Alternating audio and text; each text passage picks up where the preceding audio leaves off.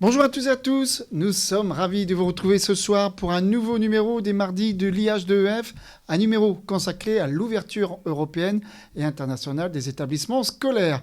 Cet épisode des mardis de l'IH2EF s'inscrit dans la dynamique de la présidence française de l'Union européenne et du rapport Faire de l'éducation le cœur battant de l'Europe du 1er juillet 2021. Encourageant la construction d'un espace européen de l'éducation. Un récent séminaire européen a d'ailleurs eu lieu à l'Institut des hautes études de l'éducation et de la formation le 3 mars dernier. Il y a été question de parcours européen des professeurs, mais il a aussi été souligné la nécessité pour les cadres de s'emparer de cette question de l'international. L'Institut travaille à ce sens aussi pour les cadres éducatifs, chefs d'établissement et inspecteurs. Un parcours dédié à la dimension internationale dans les établissements scolaires est en cours de préparation et devrait faire l'objet d'une action du PNF, Plan national de formation, de l'année prochaine. Ce direct se compose de 3 parties. Une partie relative aux enjeux liés à la prise en compte de l'international au niveau de notre institution, des établissements, mais aussi des professionnels que sont les enseignants et les chefs d'établissement. Puis une seconde partie, nous nous efforcerons d'illustrer ce qui est déjà une réalité pour de nombreux établissements, peut-être des sources d'inspiration pour certaines et certains de nos auditeurs dans la perspective de la future année scolaire. Enfin, la troisième partie permettra de répondre à vos questions. Et vous le savez, vous avez la possibilité donc de poser des questions ou de nous contacter par le biais de 2 supports, le hashtag direct IH2EF ou via l'application menti.com grâce au code qui s'affiche à l'instant sur vos écrans. Nous allons présenter nos intervenants. Nous en avons 2 ici sur place. Nous avons donc Jürgen Hemschen. Vous êtes professeur à l'université de master représentant de l'OFAGE. Bonjour. Bonjour. Vous allez bien ? Bienvenue ici dans le Poitou. Merci. Nous avons Audrey Massé-Rousseau. Audrey Massé-Rousseau, vous êtes directrice du département promotion agence Erasmus+. Le plus est important, on aura l'occasion d'en parler tout à l'heure. France Éducation Formation. Bonjour. Bonjour. En duplex et à distance, nous avons Nicolas Fett de Grotten, d'Azen Academy de Strasbourg. Bonjour Nicolas. Vous nous entendez très bien. Alice Delceriès, vous êtes directrice adjointe recherche et coopération internationale INSPE Aix-Marseille. Bonjour Alice. Séverine Verschave, vous êtes déléguée de région académique aux relations européennes et internationales et à la coopération région académique Nouvelle-Aquitaine. Séverine, bonjour. Bonjour. Et enfin, Pascal Baillet, proviseur du lycée professionnel Les Grippots à Parthenay. Ce que je vous propose donc de commencer par notre première partie consacrée donc aux enjeux de l'international avec Nicolas Fett de Grotten. J'ai une question pour commencer, Nicolas. Est-ce que justement la dimension internationale est une question importante aujourd'hui pour l'école ? Alors tout à fait, effectivement, c'est une question particulièrement importante. Elle l'est dans un contexte qui est un contexte politique très favorable. Vous le savez, nous sommes dans le contexte de la présidence française du Conseil de l'Union européenne et la politique ministérielle du ministère de l'Éducation nationale est très volontariste en la matière et elle prend appui sur un rapport, le rapport Sicurel, que je vous encourage à lire, qui est le rapport de mission gouvernementale auprès du Premier ministre par la députée européenne Liana Sicurel. Et ce rapport, tout autant que cette politique, affirme l'idée que la mobilité des professeurs et les jumelages des établissements scolaires sont un enjeu de transformation du système éducatif français. Par ailleurs, on aura l'occasion de revenir sur le programme Erasmus+ dans quelques minutes. Ce qu'il faut savoir, c'est que le budget Erasmus+ est en hausse de façon très significative, puisqu'il est en hausse de 80% par rapport au budget précédent. Enfin, ce sont toutes les dimensions des mobilités qui sont travaillées, qui sont mises en avant. Et je tiens à souligner en particulier la question de la mobilité des apprentis, puisque celle-ci est inscrite dorénavant dans la loi à venir. Un contexte politique qui est aussi marqué par, avec deux épisodes que nous traversons malheureusement, d'une part l'épidémie de Covid qui a obligé à une adaptation sans équivalent dans l'histoire, avec la mobilisation des communautés éducatives de toute l'Europe et le renforcement sans précédent de la place du numérique, qui a poussé à un renforcement des solidarités européennes, tout en suscitant un appétit qu'on voit bien sur le terrain tous les jours, de maintenir, renouer, réinventer des liens à l'international. Enfin, la crise géopolitique actuelle a montré, par la très grande mobilisation de notre jeunesse, l'importance pour celle-ci de ces questions des mobilités et de l'internationalisation. Alors Nicolas, comment cette dimension internationale est-elle pilotée au niveau académique ? Alors, je prendrai un exemple qui est celui que je connais bien, qui est celui de l'Académie de Strasbourg. Vous avez un pilotage qui se fait à plusieurs niveaux. Vous avez d'abord un pilotage, évidemment, par l'autorité académique, c'est-à-dire le recteur et les DAZEN, mais ce pilotage est mené, conduit au quotidien par la délégation académique aux relations internationales et à la coopération, qui d'ailleurs dans l'Académie de Strasbourg a une forme un petit peu particulière puisqu'il y a un volant important autour de la coordination du bilinguisme du fait de la situation particulière de l'Académie. L'objectif, c'est d'assurer une cohésion et une coordination des activités et la cohérence de ces activités en faveur de l'international au niveau académique avec les objectifs nationaux et les objectifs internationaux, notamment de nos différents partenaires. Cette politique académique, elle est ensuite déclinée au niveau des établissements et d'ailleurs, nous avons dans les établissements de l'Académie des enseignants référents pour l'action européenne et internationale, qui sont la partie, les conseillers techniques des chefs d'établissement dans les établissements du second degré. Et nous avons aussi, parfois, dans certains bassins, des correspondants de bassins, eux aussi chargés de cette question de l'international et des mobilités. Enfin, au niveau des établissements scolaires, c'est là que se joue l'essentiel, c'est là que se déclinent des volets, un volet international, aussi bien pour les projets d'école que pour les projets d'établissement. C'est là aussi que se déploie toute une série de programmes, et y compris des programmes liés au programme Erasmus+. Je tiens à souligner une chose, c'est que ces actions autour de l'international et des mobilités, que ce soit dans les écoles ou dans les établissements du second degré, reposent bien souvent sur un engagement et qui est fort de la part de nos personnels d'encadrement, que sont les IUN chargés de circonscription et les chefs d'établissement. Alors justement, comment valoriser l'ouverture internationale, Nicolas ? Alors, il y a différentes façons de faire et on assiste à une multiplication finalement des modalités possibles. Vous avez des labels. On a par exemple le label Euroscol qui permet aux écoles et aux établissements du second degré qui souhaitent faire de l'ouverture sur l'Europe un levier stratégique au service de la réussite et au service de la réussite des élèves et du développement personnel, eh bien, un levier important. Vous avez aussi toute une série de sections, voire d'établissements spécialisés spécifiques autour de l'international. Vous avez des sections bilangues, européennes et de langues orientales, de langues et cultures méditerranéennes ou de langues et de cultures européennes, les sections internationales, les sections binationales. Ce sont autant de dispositifs qui permettent une ouverture internationale et la mobilité par-delà les aspects uniquement linguistiques. Je tiens à souligner aussi le fait que dans certaines académies, c'est le cas dans l'Académie de Strasbourg, on a aussi des programmes spécifiques, par exemple l'enseignement bilingue à parité horaire, qui suppose lui aussi une ouverture internationale vers le monde germanophone. Enfin, vous avez, je l'ai dit, des établissements spécifiques, vous avez des lycées franco-allemands, vous avez maintenant sur le territoire national des écoles européennes qui, elles aussi, portent la question, cette dimension internationale. Et d'ailleurs, vous avez dorénavant, dans la réglementation française, la possibilité d'avoir des établissements publics locaux d'enseignement international.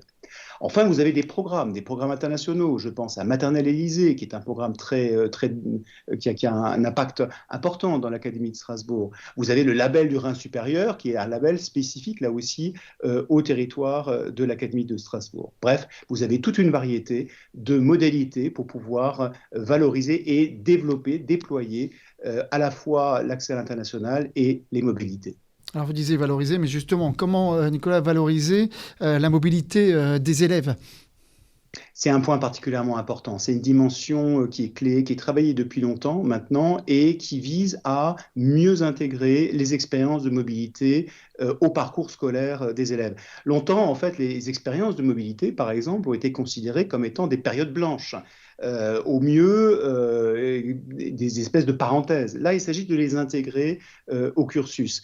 Et je vous annonce d'ailleurs, c'est tout à fait récent, puisqu'aujourd'hui même, au Conseil supérieur de l'éducation, a été présenté un programme qui vise à permettre aux élèves des lycées généraux et technologiques d'effectuer, à compter de la rentrée prochaine, une mobilité scolaire dans un pays du programme Erasmus+, dans le cadre d'un contrat d'études. Et les notes et appréciations qui seront obtenues par un élève de seconde lors d'une mobilité seront prises en compte par le conseil de classe de son établissement d'origine pour son orientation. Voilà comment valoriser de façon très concrète la mobilité des jeunes. Et d'ailleurs, sera aussi proposé sous forme d'expérimentation pour les 3 prochaines années la possibilité pour les élèves de première de suivre une option mobilité européenne parmi l'ensemble des enseignements optionnels qui leur seront accessibles. Enfin, dernier exemple, là aussi, de valorisation de la mobilité et de l'international, c'est la possibilité, dans la voie professionnelle, de choisir l'option unité facultative de mobilité qui, elle aussi, est un appui puissant au développement des mobilités de nos jeunes. Eh bien, merci beaucoup, Nicolas. Restez avec nous, parce qu'on aura l'occasion de vous retrouver à la fin de cette émission pour une synthèse et une conclusion. Je me tourne vers vous, Monsieur Hemschein. Vous intervenez ici en tant que professeur des universités en Allemagne et représentant l'OFAGE. Pouvez-vous nous expliquer ce que c'est déjà l'OFAGE ? Alors, l'OFAGE est un organisme intergouvernemental qui date des années 60. Qui est connu pour organiser des échanges d'élèves, également des échanges également d'enseignants. Mais à la suite de ces échanges, à la suite des expériences qu'on a fait, que cet organisme a fait avec les échanges, on s'est rendu compte qu'il ne suffit pas seulement de faire des échanges, mais aussi de regarder de plus près les institutions qui sont impliqués dans ce genre d'échanges. Donc, on est passé plus ou moins d'une organisation de rencontres interculturelles à une recherche institutionnelle qui tente de clarifier ce qui se produit au niveau des institutions quand on effectue ce genre d'échange. Alors, dites-moi, pourquoi un organisme comme l'OFAGE, justement, s'intéresse-t-il ainsi aux dirigeants des écoles aujourd'hui ? Alors, quand on se tourne aux institutions qui portent les échanges, il y a bien entendu le personnel enseignant, qui est très important. On vient d'en parler. Ce sont les personnes qui portent les échanges, ce sont les enseignants qui portent les échanges, ensemble avec toute une structure environnante. Mais nous avons constaté dans l'étude des échanges que l'OFAGE a fait qu'il y a un rôle crucial qui est joué par le personnel dirigeant. Le personnel dirigeant qui incite l'équipe pédagogique ou qui éventuellement est à la source de certains empêchements, certains obstacles qui peuvent se produire. Donc le personnel dirigeant est à la clé du développement d'une dimension internationale, d'une dimension interculturelle, d'une dimension qui vise des échanges entre jeunes et des deux côtés. Alors, les échanges interculturels entre jeunes génèrent certainement toujours des perspectives différentes. Mais quand on parle d'institutions, et de personnel. Est-ce qu'on ne peut pas supposer que les structures et les fonctions se rassemblent et donnent une base de compréhension, mutuelle ? Alors, il s'avère, et ça c'est le résultat de recherches qui durent déjà longtemps, que les conditions institutionnelles, et non seulement institutionnelles, mais aussi personnelles, entre l'Allemagne et la France restent quand même toujours très différentes. C'est vrai. Les différences résident dans le fait que dans les systèmes, il y a des règlements différents, il y a des hiérarchies différentes, il y a des formes d'action, des formes de promouvoir des projets internationaux différents, et il y a ce que j'appellerais une socialisation institutionnelle, je dirais même une alphabétisation institutionnelle très différente dans les deux systèmes. C'est dû à des raisons historiques, c'est dû à des raisons politiques. Vous avez par exemple, ce qui est connu, une structure centralisante et centraliste en France pour ce qui concerne l'enseignement. En Allemagne, vous trouvez toujours le système fédéral, déjà le système fédéral qui fait éclater toute tentative de centralisation. Et ce système fédéral continue pour aboutir parfois à des conditions tout à fait locales.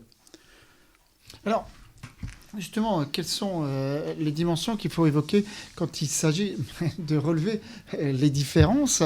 Et est-ce que le but de les relever n'est-il pas pour vous de les surmonter, justement ? Surmonter, il est vrai, et pratiquement tous les programmes, et d'ailleurs des programmes dont il était question tout à l'heure, ce sont des tentatives de surmonter ce genre de différences. Tentatives, vous dites. Des tentatives, je dis bien des tentatives qui sont positives, qui donnent des résultats positifs très souvent, mais qui également produisent des incompréhensions, des malentendus, parfois des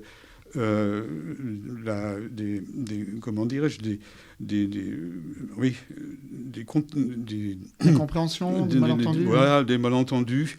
Et je crois que ces tentatives de surmonter sont très importantes. On ne peut pas s'en passer. Il est absolument important de développer les échanges modèles OFAGE ou n'importe lequel. Mais il faut aussi se rendre compte que ce qui est fixé dans les programmes, ce qui est statué, ça rencontre une réalité institutionnelle et des réalités personnelles, des réalités administratives qui ne jouent pas d'emblée ensemble. Et la recherche que nous avons menée, c'est effectivement une recherche qui porte sur les empêchements, sur les obstacles qui peuvent intervenir quand on développe des échanges de jeunes ou bien de personnel. Voilà. Monsieur Lemchan, justement, alors les institutions, c'est sûr, alors ils jouent aujourd'hui un rôle crucial dans les échanges et les compréhensions mutuelles. Alors, comment faut-il décrire ces institutions et comment cette description révèle-t-elle des pistes pour une concertation meilleure en vue de développement de l'interculturel, et soit dans la pratique des échanges, soit dans l'action commune des institutions et sur le plan international, justement? Il faut que je procède un peu de façon schématique parce qu'on ne peut pas vraiment faire le tour, un tour complet de la nature des institutions françaises ni allemandes. Mais il y a la grande différence, et je l'avais déjà mentionné, c'est la différence entre la centralisation et le fédéral ou le local qui régit le fonctionnement des institutions en Allemagne. C'est-à-dire les points de référence et les champs de référence pour les actions des dirigeants de l'éducation, des établissements de l'éducation, sont différents. Ceci concerne non seulement l'administration centrale ou l'hiérarchie, mais ceci concerne également, par exemple, la relation avec les parents. Ceci concerne également la relation avec les institutions sociales qui entourent l'établissement scolaire. Donc la différence est déjà une différence systémique en quelque sorte. Il y a, quand on regarde le niveau des directeurs d'établissement, il y a également une différence qui reste quand même très visible, c'est que le rôle des directeurs d'établissement en France et en Allemagne reste toujours très différent l'un de l'autre. Le rôle d'un directeur d'établissement en France, c'est une personne administrative qui, bien entendu, avec les réformes récentes, se voit confrontée à l'exigence d'englober de plus en plus de la dimension pédagogique dans son travail, mais cela reste quand même une personne administrative qui régit en quelque sorte, et là je schématise encore une fois, qui régit l'établissement. Alors la personne qui dirige un établissement scolaire en Allemagne, cette personne-là, elle est pour la plupart des cas, elle est issue de l'enseignement. De l'enseignement, ça fait. C'est une personne qui est issue très souvent de l'équipe enseignante qu'elle est appelée à diriger.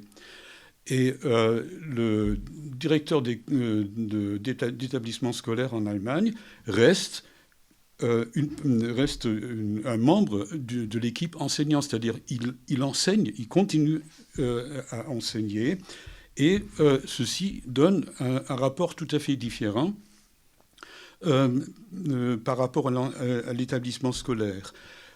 La personne administrative administre l'établissement scolaire. Donc il est dans une position hiérarchique, bien entendu, ça dépend des conditions locales, comment ceci se passe, mais un directeur d'établissement scolaire en Allemagne, il est en quelque sorte le représentant de l'équipe enseignante vis-à-vis de l'administration. Alors, en gros, dans la lignée de la question qui nous intéresse ici, à savoir la mobilité institutionnelle, quel aspect vous semble aujourd'hui les plus caractéristiques ? Alors, dans la mobilité institutionnelle, donc il fallait d'ailleurs, pour rapporter un élément de notre recherche, il fallait d'abord aussi faire comprendre ce que c'était le terme de mobilité institutionnelle. Alors, cette mobilité institutionnelle dépend donc du jeu entre la direction de l'établissement et les enseignants. Bien entendu, pour la plupart des cas, ce sont les enseignants ou ce sont des individus qui portent ou qui incitent les échanges, qui portent les échanges, qui font l'organisation, etc. Mais ceci doit être entériné par une administration dont le représentant est le directeur de l'établissement. Alors, nous avons eu des entretiens avec un certain nombre de directeurs d'enseignement en France et en Allemagne. La plus grande différence était, pour essayer de le dire ainsi, que les directeurs d'établissements scolaires en Allemagne avaient le souci que l'échange ou la dimension internationale ne soit pas seulement l'affaire d'une initiative personnelle ou d'une initiative restreinte dans l'établissement, mais que cette initiative-là soit portée par tout l'établissement, par toute l'équipe de l'établissement, même si certaines parties de cette équipe d'établissement ne sont pas impliquées. Un petit résumé avant qu'on se quitte sur ce que vous avez dit. Un bref résumé pour terminer en parlant des rencontres internationales. Le résumé, me semble-t-il, c'est que ces recherches institutionnelles sont très importantes pour les fondements des échanges. On parle de l'internationalisation, on parle des échanges interculturels, mais je crois qu'il faut continuer de faire des recherches sur les données institutionnelles et sur les processus qui sont derrière les actions des personnes qui sont dans les institutions. Parce que ce ne sont pas seulement des personnes qui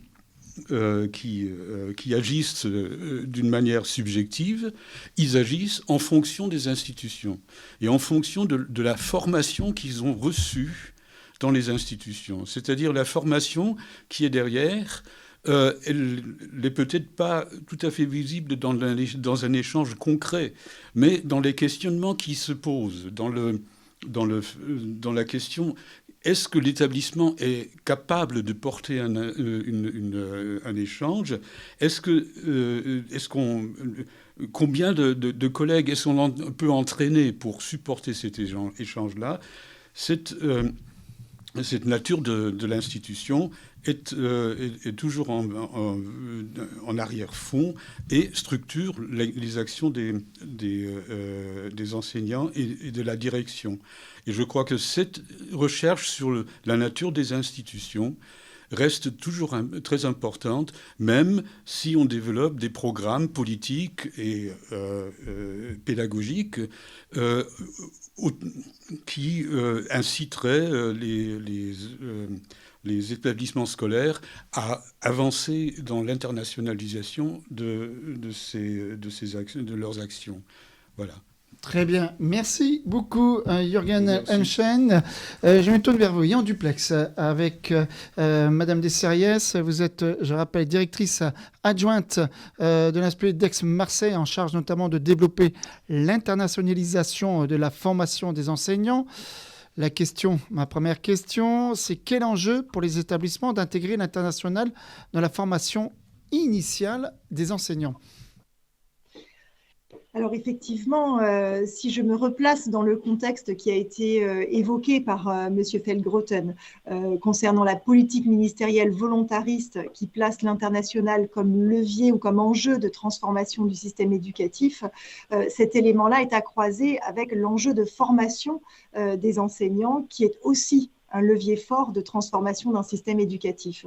Et dans ce contexte, l'ouverture à l'international dans la formation des enseignants, et pas uniquement les enseignants de langue, est un objectif de développement professionnel en soi, car il est important pour les enseignants de développer des compétences de plurilinguisme, une sensibilité à la diversité les diversités culturelles qu'ils rencontrent dans leur métier. Et plus globalement, alors Monsieur Hemschen, je ne sais pas si je vous ai entendu prononcer le mot cette fois-ci, mais vous l'avez prononcé dans nos échanges pour présenter cet entretien, vous parlez d'alphabétisation. Il me semble que c'est une approche intéressante, cette alphabétisation vers l'international. Comment est-ce que l'on forme des enseignants à être prêts à s'engager dans ces échanges internationaux. Et puis, cette internationalisation, c'est aussi un outil de formation qui transforme les modalités habituelles de formation. Et c'est la confrontation avec d'autres systèmes éducatifs qui permet de mieux comprendre les enjeux de son propre système éducatif, mais aussi de prendre du recul par rapport à ce système éducatif. Donc dans la formation, l'enjeu est vraiment de passer de l'international comme une expérience extraordinaire à l'internationalisation dans les pratiques ordinaires de formation, avec l'objectif évidemment d'intégrer ces activités dans le parcours de formation des enseignants pour qu'ils puissent à leur tour intégrer l'international dans le parcours des élèves qu'ils auront ensuite avec eux. Alors, Alice, l'Europe justement a initié la mise en œuvre d'académies européennes des enseignants et l'Université d'Aix-Marseille, en partenariat avec le rectorat d'Aix-Marseille, porte l'un des projets sélectionnés en 2022. Est-ce que vous pouvez justement nous en dire plus sur ce dispositif ? Alors effectivement, les académies européennes des enseignants ont pour objectif de créer des réseaux d'établissements de formation initiale et continue des enseignants dans l'objectif de renforcer l'internationalisation de la formation des enseignants. À terme, il s'agit de créer 25 académies Erasmus+ en Europe et nous sommes ravis de pouvoir compter parmi ces Teacher Academy.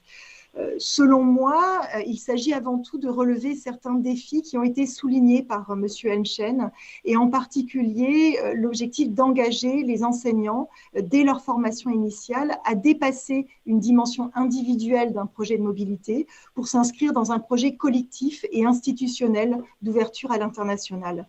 Les académies Erasmus+ vont permettre le développement de réseaux durables, on l'espère en tout cas, entre des acteurs impliqués dans la formation des enseignants au niveau national et international. Et les cadres, les chefs d'établissement sont évidemment des acteurs clés dans cette formation des enseignants.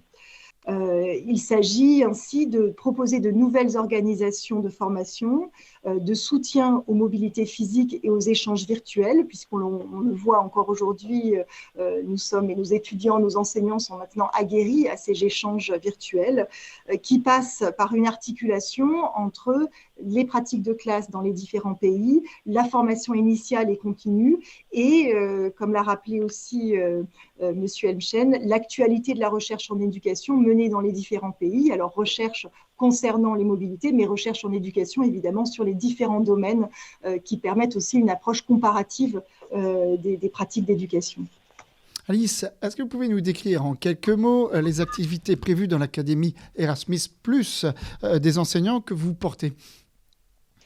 Alors, l'un des points de départ de notre travail a été un article de discussion de Michael Schratz de l'Université d'Innsbruck qui pose la question « Qu'est-ce qu'un enseignant européen ?» Et existe-t-il un enseignant européen ? Le projet Unity, donc c'est le nom de notre projet qui va démarrer, a vraiment cette dimension structurante qui vise à développer des communautés de pratiques européennes pour encourager les enseignants et les futurs enseignants européens à penser l'éducation au-delà des frontières nationales. Ce projet s'appuie sur un réseau qui est déjà établi et notamment l'Université européenne Civis, qui est une alliance européenne portée par l'Université d'Aix-Marseille aussi, autour de la notion de civic awareness. Et nous avons construit un projet dont l'objectif est de développer une citoyenneté éducative partagée, ou en d'autres termes, de travailler à ce qui peut permettre à un enseignant de développer cette professionnalité européenne partagée pour répondre aux enjeux éducatifs de demain. Les partenaires impliqués sont l'Université d'Aix-Marseille, qui est porteuse du projet par l'intermédiaire de l'INSPE, le rectorat d'Aix-Marseille évidemment, et plusieurs partenaires donc, du réseau Civis d'universités européennes, notamment l'Université d'Athènes, l'Université de Tübingen en Allemagne, l'Université libre de Bruxelles et l'Université de Rome, la Sapienza. Et il y a évidemment dans le projet des partenaires associés dans le milieu scolaire à Rome, dans des hautes écoles en Belgique, des écoles expérimentales en Grèce et différentes écoles en Italie notamment. Le projet repose sur 4 stratégies ou 4 mécanismes de développement professionnel variés, avec d'une part un objectif de développement conjoint de modules hybrides de formation, donc des modules qui seront co-construits entre les différents partenaires et qui favorisent les échanges entre étudiants qui participent à ce projet. Une deuxième stratégie qui vise à la mise en place de webinaires et d'universités d'été pour encourager les dialogues transnationaux et interculturels entre les différents acteurs de ce projet. Une troisième stratégie qui vise le développement de projets de recherche-action transnationaux qui associent des établissements scolaires de plusieurs pays, ou en tout cas au moins de 2 pays, et des équipes de recherche de différents pays pour permettre d'approfondir un sujet en particulier. Et enfin, il s'agit d'avoir une réflexion de fond sur le sens que l'on donne à ces mobilités dans la formation des enseignants, pour que ça s'inscrive réellement dans le parcours de formation des étudiants et des enseignants en formation, et qu'on puisse envisager un système de reconnaissance de ces mobilités. Vous en avez parlé pour les élèves. Pour les enseignants, on propose notamment de développer des open badges, comme ça se fait de plus en plus, pour permettre une reconnaissance et une mémoire de ces mobilités et des compétences acquises dans ces mobilités. Bien, merci beaucoup Alice Delsariès. Vous étiez en duplex et justement aussi toujours en duplex. Je me tourne vers vous, Séverine Verschave. Vous êtes déléguée de région académique aux relations européennes et internationales et à la coopération région académique en Nouvelle-Aquitaine. L'ouverture européenne et internationale, est-ce que pour vous c'est une finalité pour l'établissement ou bien le moyen d'atteindre autre chose? Alors, j'allais dire un peu les deux, mon capitaine. Alors, en effet, une page est consacrée à cette thématique de l'ouverture européenne et internationale dans le rapport annuel du Conseil d'évaluation de l'école 2020-2021 qui est paru en février, ce qui indique quand même son importance dans le fonctionnement global de l'établissement. Il est bien indiqué je cite, ce qui est dans le texte, donc l'ouverture européenne internationale implique un saut dans l'inconnu qui se traduit par la complexité des moyens à mettre en œuvre pour aller vers l'autre. Et les rapports montrent que la thématique est un élément structurant de la construction de l'élève et de son parcours dans toutes ses dimensions. Donc on retrouve bien la finalité de l'ouverture européenne pour le développement personnel de l'élève, mais aussi professionnel des enseignants et des cadres, comme ça a déjà été évoqué. Mais c'est aussi un outil pour la dynamique de travail dans l'établissement. Donc c'est à la fois une finalité et un outil. Est-ce un outil de pilotage et pour piloter quoi du coup? Pour piloter quoi? Si on reprend finalement les étapes de la rédaction d'un projet Erasmus, on peut se baser d'ailleurs sur les publications Erasmus là-dessus, on a 3 aspects qui sont fondamentaux à la fois pour construire un projet Erasmus, mais aussi pour piloter un établissement, quelles que soient ses velléités d'ouverture européenne et internationale. Le premier aspect que je laisserai davantage développer, peut-être Pascal Baillet, c'est qu'un projet ne peut vivre que dans une équipe. C'est-à-dire que si on veut qu'il vive et qu'il soit pérennisé, il doit impliquer tous les types de personnel de l'établissement. Et là, je dirais comme conseil, ne pas oublier les référents, par exemple le RUPN, les référents culturels, qui sont autant de personnes ressources pour la construction pédagogique du projet. Deuxième élément indispensable, c'est la première étape d'état des lieux et d'identification des besoins. On ne peut pas mener un projet, que ce soit un projet d'établissement ou un projet européen, si on ne sait pas d'où on part, quelles sont les conditions initiales dans lesquelles l'établissement se trouve, son environnement. Un exemple, par exemple, d'un établissement dans la commune de Poitiers qui se lance dans Erasmus, eh bien, ils ont commencé par recenser tous les projets menés dans l'établissement, quels qu'ils soient. Donc déjà, c'est un gros travail de cohérence qui est fait là. Et puis, ils pourront identifier lesquels pourront être portés à l'échelle européenne. Une dernière étape également fondamentale dans tout projet, c'est de prévoir les impacts des actions prévues, se projeter dans le temps. Et pour cela, il faut se doter d'indicateurs de suivi, s'assurer l'adéquation entre les objectifs et les actions et entre les actions et les besoins. Donc, on revient toujours aux besoins. Et c'est donc bien toute une culture de l'élaboration de projets d'établissement qui se construit ainsi. Donc, quand on construit un projet Erasmus, finalement, on forme toutes les équipes aux attendus d'un projet d'établissement. Et je rajouterai un dernier conseil. S'ouvrir à l'Europe et à l'international, c'est d'abord s'ouvrir à son territoire. C'est-à-dire que l'établissement ou la circonscription ne sont pas seuls. Il y a les collectivités territoriales, il y a des associations autour d'eux qui travaillent au même objectif. Et les DAREC participent aussi en participant au COREMOB, le comité régional de la mobilité, tous les acteurs formels et non formels qui travaillent autour de la mobilité des jeunes. Donc en Nouvelle-Aquitaine, par exemple, le COREMOB a conçu un site pour les jeunes et aussi pour les professionnels qui permet de trouver des partenaires ou des sources de financement. Et on a élaboré une carte des jumelages des collectivités territoriales qui permet d'aider les établissements à trouver un partenaire européen. Alors aujourd'hui, l'Union européenne, au travers du programme Erasmus, finance largement les projets d'ouverture européenne et internationale. Si le frein financier est levé, qu'est-ce qui peut empêcher un établissement de s'en emparer complètement ? Oui, effectivement, tous les freins ne sont pas que financiers. Je peux en identifier au moins 4. Le premier frein, celui que les enseignants donneront en premier peut-être, c'est le temps disponible avec les élèves en classe. Il ne faut pas séparer les projets de la progression de classe, la progression de cours, et ne pas séparer les projets des apprentissages fondamentaux.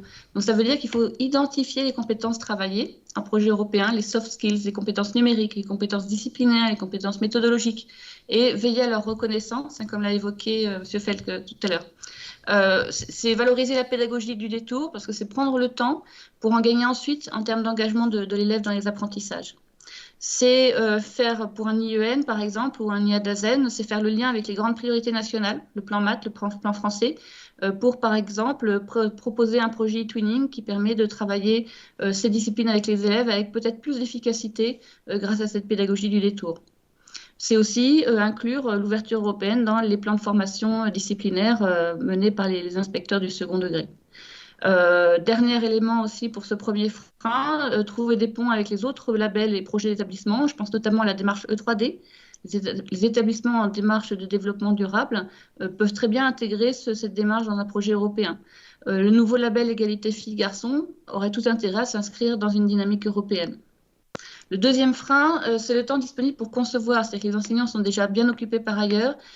Construire un projet, ça prend du temps, donc pour ne pas trop augmenter le temps de travail, eh bien c'est à nous de les accompagner, leur proposer des projets twinning clés en main, les accompagner sur les mobilités, leur faire utiliser les accréditations Erasmus que les académies ont toutes obtenues, ce temps de temps qu'on leur fait gagner.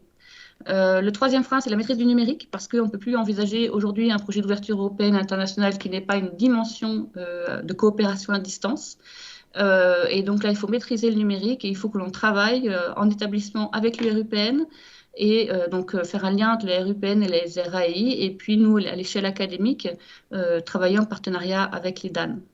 Et enfin, le quatrième frein, c'est que tout simplement l'absence des personnels quand ils sont en mobilité, que ce soit en établissement ou en rectorat ou en DSDEN. Voilà, il faut pallier l'absence de ces personnes tout en assurant le service public. Ça, pour cela, on peut s'appuyer sur les engagements du Grenelle de l'éducation, les 12 engagements, et dont ont découlé les feuilles de route RH des académies. Et c'est une réflexion que l'on mène d'AREC, DRAREC, avec les secrétaires généraux, avec les DRH, avec les IA-DAZEN, pour faciliter la mobilité sans que cela perturbe la qualité du service public. Une conclusion peut-être avant qu'on se quitte, en 2 mots, Séverine. Alors, en conclusion, en 2 mots, penser l'ouverture européenne internationale comme une étape incontournable dans le parcours de tout personnel de l'éducation nationale, c'est ouvrir des possibilités en termes de pilotage, que ce soit dans l'établissement, que ce soit dans l'académie ou dans les régions académiques. Et pour finir, penser le parcours européen d'un enseignant, ça n'est pas commencer au premier jour de sa titularisation, c'est penser en amont, lors de sa formation, et on travaille avec les inspés, avec les universités, pour que les étudiants aient la possibilité de bénéficier d'une mobilité européenne lors de leur préparation à leur métier d'enseignant. Merci beaucoup, Séverine Verschave. Je me tourne vers vous, Pascal Baillet. Je rappelle, vous êtes proviseur du lycée professionnel Les Grippots, appartenez en quelque sorte, vous allez être notre témoin. On va parler donc évidemment des stages à l'étranger, de la stratégie, des objectifs, des mises en œuvre, valorisation. Quelles sont les étapes pour construire le projet de mobilité à l'étranger? Alors, les étapes sont diverses et je rejoins ce que disait tout à l'heure Séverine. Il faut tout d'abord identifier les besoins et définir une stratégie et surtout s'entourer d'une équipe. Le chef d'établissement ne peut rien faire seul et doit regrouper, constituer autour de lui un comité de pilotage. Alors, bien sûr, avec son adjointe, s'il en a une, moi j'ai la chance d'avoir une adjointe, sa gestionnaire qui aura fort à faire pour gérer les budgets Erasmus, payer les billets d'avion, et puis les avances pour les mobilités. Le DDFPT, directeur délégué aux formations professionnelles et technologiques, les enseignants, bien sûr, du domaine des langues vivantes, mais pas pas seulement. Les enseignants du domaine général sont bien sûr les bienvenus, les enseignants du domaine professionnel et toutes les personnes ressources qui veulent s'investir dans le projet. Donc, le comité de pilotage est un levier fondamental pour donc lancer donc une opération de mobilité, d'ouverture internationale. Il y a bien sûr, et nous le savons dans nos établissements, le projet d'établissement et l'ouverture internationale doit être au cœur de ce projet. Chez nous, nous avons posé 3 axes. Nous souhaitons ouvrir l'horizon culturel des élèves, développer une formation professionnelle exigeante au-delà du territoire local en favorisant les périodes de formation professionnelle à l'étranger. Et nous savons combien les jeunes sont peu mobiles. Donc, c'est important de mettre cet axe au cœur du projet d'établissement. Et puis aussi, bien sûr, faire prendre conscience aux élèves de l'atout que représente la maîtrise d'une langue vivante étrangère dans un monde en constante évolution. Donc, nous avons identifié nos besoins. Donc, chez nous, nous souhaitons poursuivre l'ouverture culturelle et professionnelle afin de faire de nos jeunes des citoyens européens et des professionnels plus ouverts, plus tolérants et plus qualifiés. Nous souhaitons encourager les professionnels de l'établissement dans la démarche d'ouverture internationale, c'est-à-dire impliquer tous les professeurs, tous les personnels dans notre volonté d'ouverture internationale, et puis aussi développer l'attractivité de notre établissement. Alors, nous nous sommes fixés 2 objectifs. Un premier objectif, dans l'idéal, nous souhaiterions que chaque élève en formation professionnelle puisse participer une fois dans son parcours à une action européenne. Donc, une mobilité à l'étranger ou un séjour, une participation à un projet e-twinning, ça serait vraiment le plus pour nous qu'on puisse offrir à un jeune. Et objectif numéro 2, nous avons des sections européennes et nous souhaitons travailler sur la labellisation section européenne et travailler sur des appariements avec des établissements étrangers. Nous travaillons avec Malte actuellement, également sur Arnedo en Espagne. Et puis, pourquoi pas avoir le label Euroschool et puis devenir e-twinning school. Voilà. Bon, donc tout un projet. Donc ensuite, pour monter les mobilités, pour les mettre en œuvre, il faut les préparer et donc bien anticiper en élaborant un rétro-planning. On ne peut pas faire des mobilités sans anticiper au moins 1 an à l'avance ces mobilités. Donc année N-1 à Toussaint, on planifie, on recherche le nombre de mobilités, on évoque les coûts des mobilités. Ensuite, de octobre à janvier, on sélectionne les participants, on prépare matériellement les mobilités. Avant le début des mobilités, on suit les participants, on valide bien sûr les lieux de stage, très important, et on commence à préparer la première partie de l'épreuve de l'unité facultative mobilité du bac pro. On en parlait tout à l'heure, ça c'est un plus qui valorise donc les élèves qui partent à l'étranger.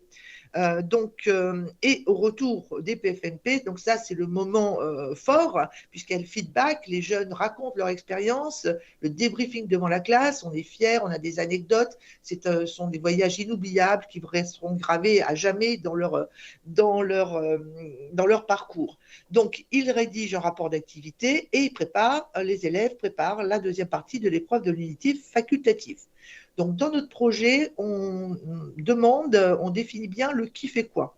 Donc, le chef d'établissement, bien sûr, signe des contrats financiers, fait des réunions de comité de pilotage, des réunions avec les familles, bien sûr, mais aussi contrôle les cours qui sont dispensés sur la plateforme OLS, Online Linguistic Support. Donc, ça, c'est important que le chef d'établissement s'implique personnellement. Enfin, c'est comme ça qu'on le voit auprès des jeunes pour montrer qu'il est là, qu'il veille au grain. Au niveau du proviseur, la gestionnaire, donc, elle a une tâche de fond, donc le budget, la logistique, la réservation des billets de transport, c'est une charge lourde. C'est important qu'on ait une gestionnaire qui soit au point et au taquet, si je puis dire, pour ces mobilités. Le DDFPT, bien sûr, échange avec les partenaires, j'en parlais tout à l'heure, Rost, Espamob, par exemple, transmet les CV des participants et suit les contrats et les conventions, très importants, des conventions de stage à l'étranger. Les enseignants ont une part très importante, bien sûr. On sélectionne les participants. Est-ce qu'ils sont motivés? Est-ce qu'ils ont un bon niveau de langue? On les accompagne, pourquoi pas en accompagnement personnalisé, en amont. On sélectionne également les entreprises avec les professeurs de spécialité et on suit les participants pour chaque mobilité. Et à toutes les stades, les familles donc, sont bien sûr informées régulièrement, participent aux réunions d'information concernant les stages à l'étranger. Alors ensuite, bien sûr, au bout du bout, on évalue et on valorise notre projet. À l'interne, on l'évalue de façon annuellement avec le rapport de fonctionnement pédagogique. On essaie de voir si le nombre d'attestations Euromob-Bipass, la qualité des structures d'accueil, le nombre de mobilités qui ont été réalisées. Et on valorise aussi auprès des enseignants le jour de la pré-rentrée en conseil pédagogique et aussi auprès des élèves. Il y a une instance importante dans nos établissements, le CVL, le Conseil de la vie lycéenne, où on peut parler des stages, des mobilités. Mais la plus belle promotion qui est toujours faite par les élèves eux-mêmes, donc on incite toujours nos élèves, on leur demande de parler de leur expérience et donc ça marche très bien. Je suis partie en Angleterre, ou je suis partie en Espagne ou en Norvège et voilà, donc c'était formidable. Donc tout le monde a envie ensuite de partir à l'étranger. Donc ça, c'est une valorisation qui se fait naturellement entre élèves. À l'externe, eh bien, on valorise aussi, bien sûr, on a un site de l'établissement, on a une brochure du lycée, on va dans les forums d'orientation, dans nos journées portes ouvertes, lors des visites des collégiens et, bien sûr, nous parlons de nos mobilités dans la presse. Voilà. Vos étapes, c'est assez dense, hein, donc un programme dense, pour pouvoir construire le projet de mobilité à l'étranger. Mais face à tout ça, est-ce que vous avez des bons conseils pour que ça se passe bien, justement, Pascal? Oui, alors pour que tout se passe bien, je dirais qu'il faut écrire ce que l'on veut faire et faire ce que l'on a écrit. Très important pour tous les acteurs. Ne pas être trop ambitieux au départ sur le nombre de mobilités demandées. Donc, on commence à 5, 6 et puis après, on étend. Donc, bien sûr, donc je disais, fixer des objectifs raisonnables pour les faire vivre. Et puis aussi, le plus, c'est on travaille avec des organismes partenaires comme ROST ou Espamob. Et là, ces organismes nous permettent de garantir le succès des mobilités, rassurent les familles, parce que n'oublions pas que nous avons des élèves qui sont mineurs, des parents, des jeunes qui ne sont jamais sortis de leur petit cocon familial. Donc, il est important que les parents et les jeunes soient rassurés. Ces organismes garantissent la qualité des lieux de stage, aussi des hébergements, et puis aussi l'accueil et la prise en charge des élèves sur place, surtout en cas de problème à l'étranger. On a eu, par exemple, des exemples de rapatriement. Donc, si on a quelqu'un sur place, ça rassure tout le monde et tout se passe bien et les jeunes peuvent partir en toute tranquillité. Et nous nous sentons sécurisés par la présence de ces organismes partenaires. Alors justement, un partenaire, est-ce que vous avez des exemples de services proposés? Parce que vous parlez de vos partenaires, justement, par vos partenaires. Oui. Alors, ces partenaires nous aident à rechercher des lieux de stage ou des structures adéquates au profil des candidats. Très important de choisir un lieu de stage adapté au profil du candidat et aussi de son projet et qu'il réponde bien sûr au référentiel du bac que l'élève prépare.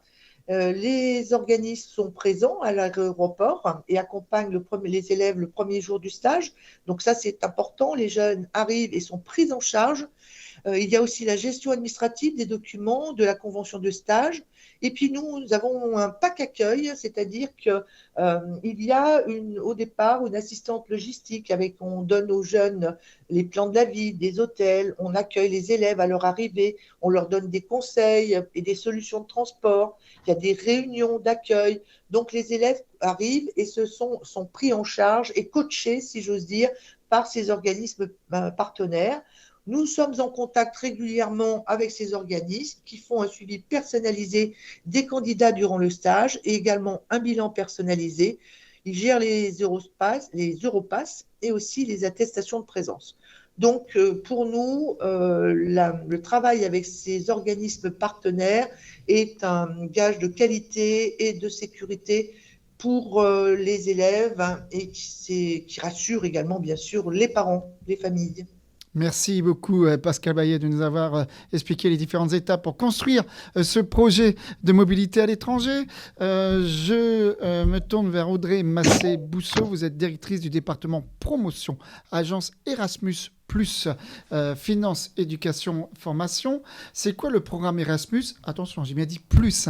Est-ce que vous pouvez nous en parler justement ? Oui, avec plaisir. Donc, le programme Erasmus+, c'est le programme de l'Union européenne pour l'éducation, la formation, la jeunesse et le sport. Et donc, ce programme fête ses 35 ans cette année. C'est une programmation sur 7 ans. Nous sommes dans la période 2021-2027 avec 4 priorités fortes que sont donc le numérique éducatif, l'inclusion, la transition écologique, également la citoyenneté et la démocratie. Alors l'année 2022, c'est une année avec de multiples connexions entre l'éducation nationale et le programme Erasmus+, à savoir notamment les conférences organisées par le ministère de l'Éducation nationale dans le cadre donc de la PFUE, comme cela a été indiqué par M. Feldgrutten. Je peux par exemple vous parler de la conférence Osons la mobilité, pour encourager et reconnaître la mobilité des jeunes dans l'Union européenne, et notamment la mobilité des lycéennes et des lycéens, de lycée général et technologique.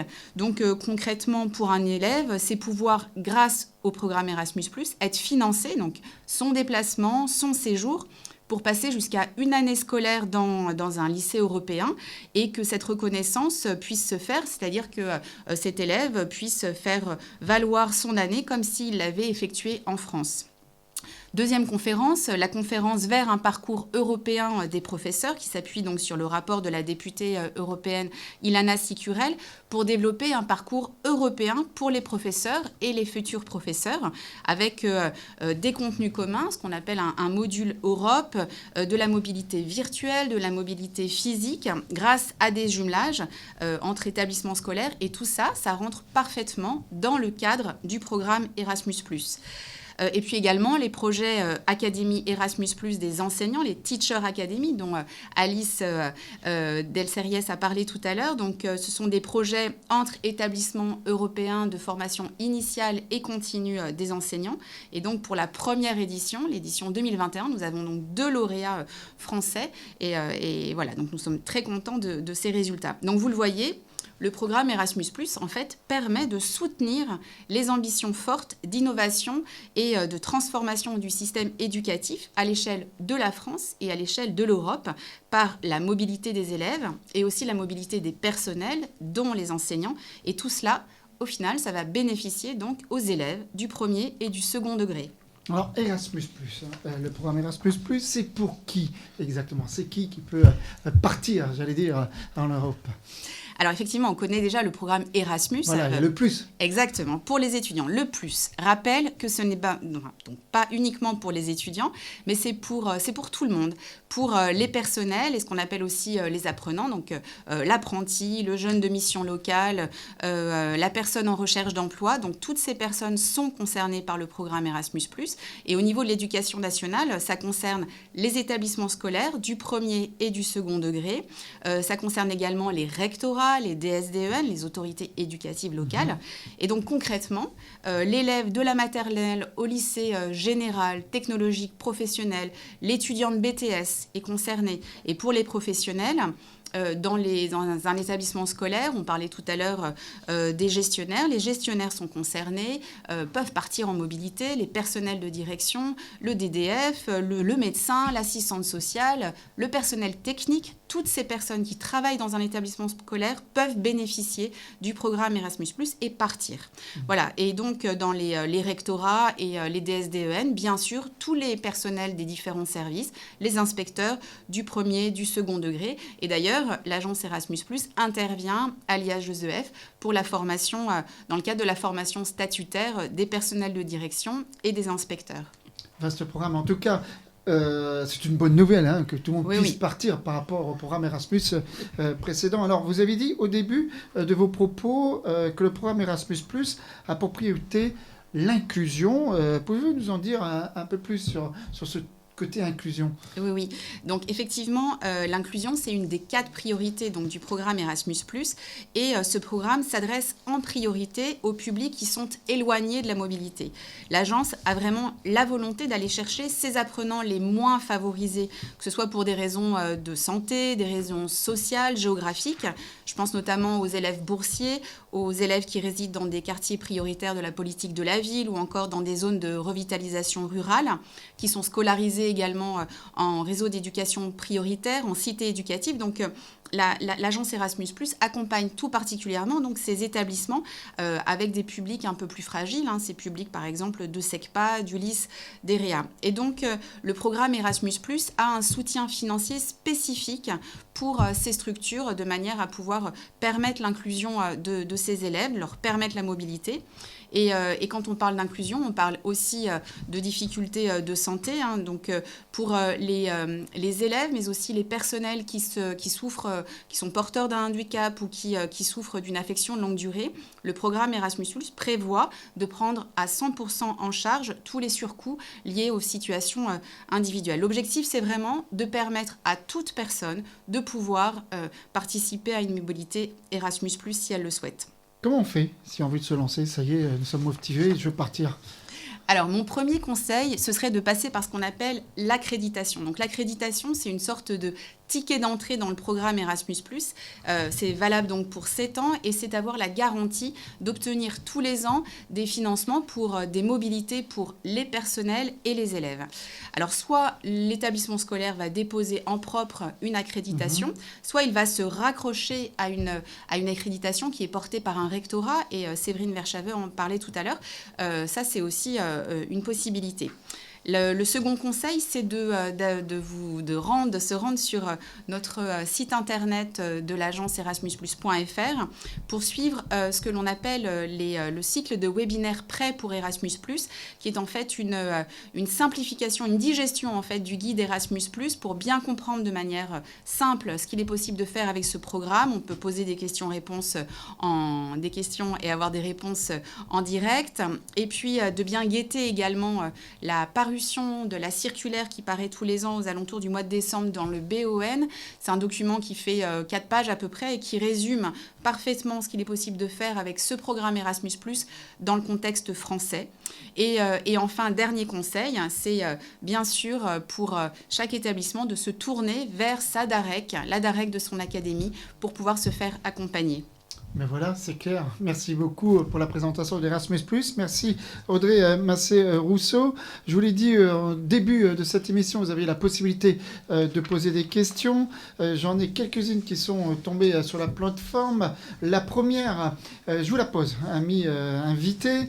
Vous avez évoqué l'ouverture européenne et internationale au service de la création d'un collectif de travail.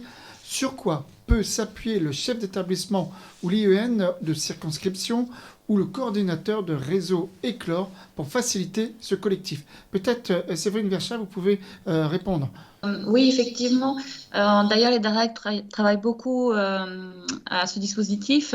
Il s'agit de la plateforme eTwinning qui est portée par Canopé, qui est une plateforme collaborative, donc destinée au départ aux projets européens entre élèves de classe européenne pour tout projet interdisciplinaire, pas seulement linguistique d'ailleurs, même si c'en est une composante.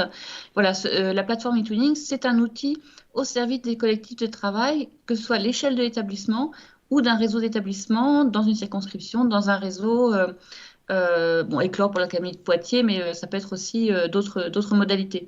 Donc, cet outil peut tout à fait être utilisé entre établissements français sans dimension européenne, sans projet européen, puisque c'est vraiment une fonctionnalité de collaboration qui est proposée. Merci pour votre réponse. Une autre question. Concrètement, combien ça coûte de partir en Erasmus+, si je peux me permettre? Que couvre la subvention? Ça sera certainement pour vous, Audrey, cette question. Est-ce que vous pouvez répondre à ça, justement? Alors oui, effectivement. Sur la période 2021-2027, on a un budget en hausse de plus de 80%, donc ça nous permet vraiment de prendre davantage encore en charge les mobilités des élèves notamment, et ce qui laisse quasiment rien à la charge des familles. Ce qui est couvert, c'est le voyage, comme je le disais, jusqu'à 1 500 € en fonction de la distance parcourue. Voilà, il y a des tranches kilométriques. Les frais de séjour, bien sûr. L'établissement scolaire va aussi percevoir une subvention pour pouvoir organiser cette mobilité.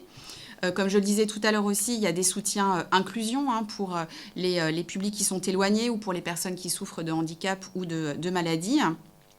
Il y a également une chose très intéressante dans ce nouveau programme Erasmus+, c'est la possibilité pour les équipes de faire des visites préparatoires à la mobilité des élèves, c'est-à-dire de bien aller repérer en fait sur place les conditions d'accueil. Qu'il n'y ait pas de mauvaises surprises. Exactement. Parfois, certainement. Et ça, c'est nouveau et c'est intéressant à souligner. Il y a également un petit bonus quand un personnel ou un élève utilise un transport avec une faible empreinte carbone. Donc ça aussi, c'est valorisé. Je peux vous donner un exemple, si vous le citez. Voilà, imaginons une élève de seconde qui partirait suivre sa scolarité pendant 6 mois dans un lycée à Séville, par exemple.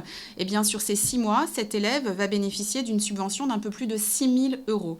Donc 6 000 € pour couvrir donc, les frais de séjour, les frais de voyage. Et en parallèle, son établissement va percevoir environ 500 € pour organiser la mobilité. Très bien.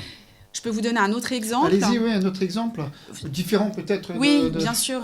Je peux vous parler par exemple d'un exemple sur l'enseignement professionnel. Exactement. Imaginons un lycéen professionnel, par exemple de bac professionnel animation enfance et personnes âgées, qui partirait, disons, 25 jours à Stockholm, par exemple, soit pour y faire un stage dans une entreprise, pour y réaliser sa PFMP, soit pour y suivre des cours, alors en étant également en atelier dans le lycée, eh bien, il va pouvoir, donc, sur ces 25 jours, bénéficier d'une subvention de près de 1 500 €. Là aussi, ça couvre les frais de séjour, les frais de voyage, et l'établissement aura lui aussi une subvention de 350 € à peu près pour organiser cette mobilité.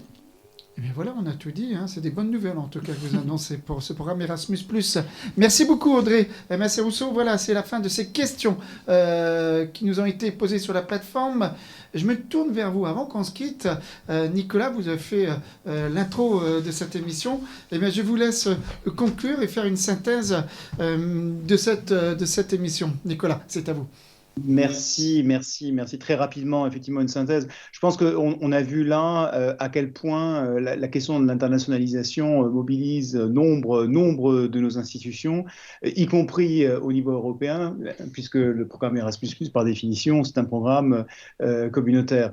On voit à quel point, j'évoquais le fait que l'international était un levier pour notre système éducatif. On voit bien que c'est à la fois un levier d'évolution des pratiques pour les personnels, mais c'est aussi un levier, et c'est en tout cas tout le pari et toute la force de l'engagement de toutes celles et ceux que vous avez entendus aujourd'hui, un levier au service de nos élèves, au service, certes, de leurs compétences linguistiques, mais on voit bien que ça va bien au-delà, au service de leur développement.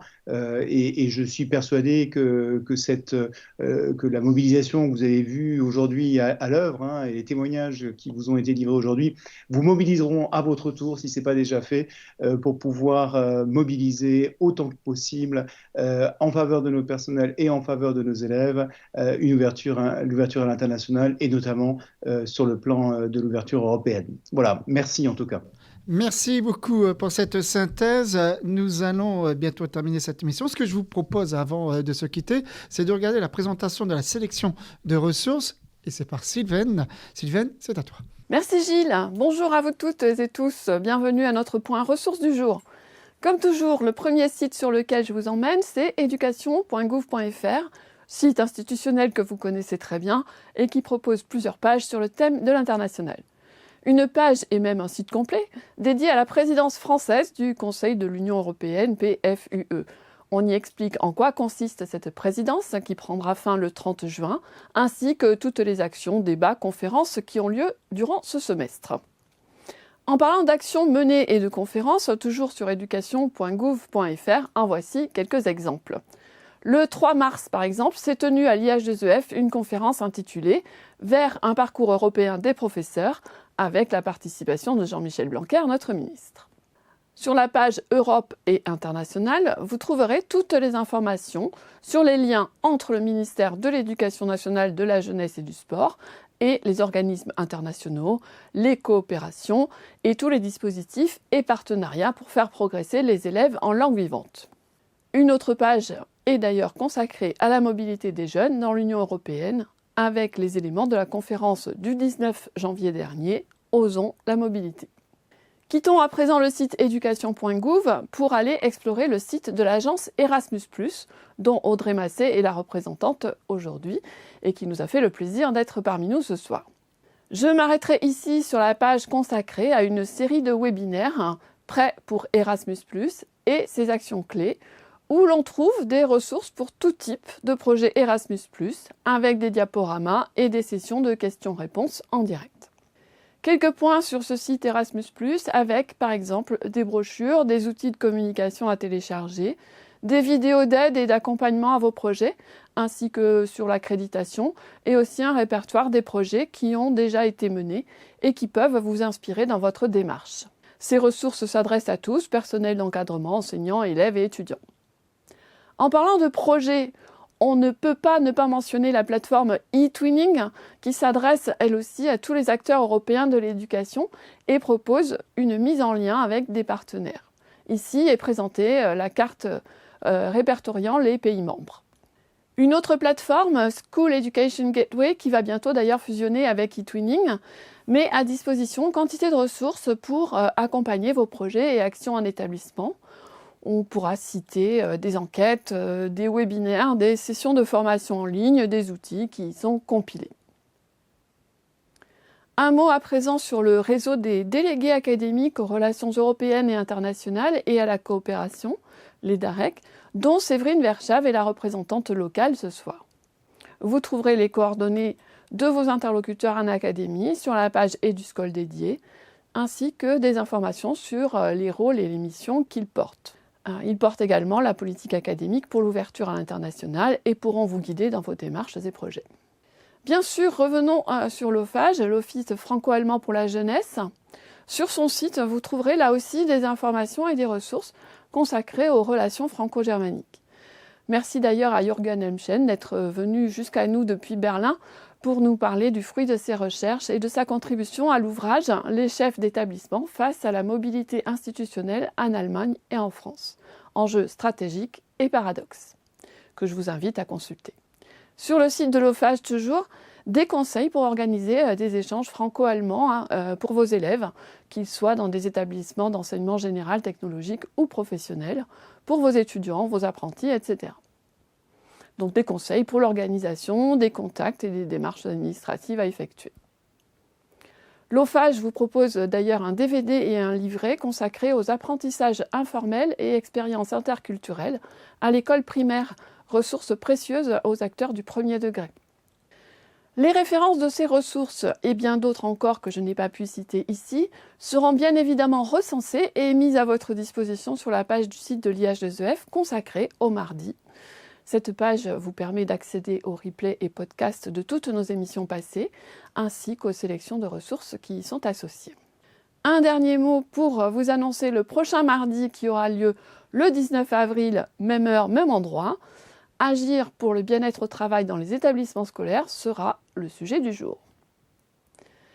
Je rends maintenant la parole à Gilles et je remercie tous les intervenants de cette émission pour leur précieuse collaboration ainsi que leurs conseils pour cette rubrique ressources. Bonne soirée à toutes et tous, merci de votre fidélité et rendez-vous le 19 avril. Gilles, chers participants, je vous rends la parole pour le mot de la fin. Merci beaucoup Sylvaine pour cette belle présentation. Et bien voilà, c'est la fin de cette émission. Merci de nous avoir suivis. Merci à tous nos invités une fois de plus. Merci à toute l'équipe de l'IH2EF pour la préparation de cette émission. Je vous rappelle que vous pouvez retrouver tous les replays sur le site internet ih2ef.gouv.fr et sur la page YouTube, sur la chaîne YouTube évidemment de l'IH2EF. Nous vous donnons, comme l'a dit Sylvaine, donc rendez-vous mardi 19 avril prochain pour une nouvelle émission qui aura pour thème « Agir pour le bien-être au travail dans les établissements scolaires ». Merci à tous de votre fidélité. Je vous souhaite une très bonne soirée.